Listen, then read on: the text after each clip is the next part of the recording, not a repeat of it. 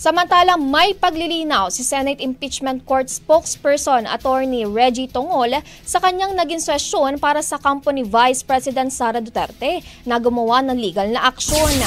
Ayon kay Tongol, hindi niya ipinagtatanggol ng kahit na sino. Nasabi niya umano ito para maipaliwanag ang legal procedures. Kinwestiyon kasi ni House Prosecution Panel spokesman Antonio Bucoy kung nagsisilbing abogado nga ba ni Duterte si Tongol kasunod ng pahayag nito na dapat magsampang legal team ni Duterte ng motion para ibasura ang impeachment complaint laban sa kanya o magsumite ng sagot na naglalaman ng affirmative defenses na kumukwestiyon sa jurisdiction ng impeachment court.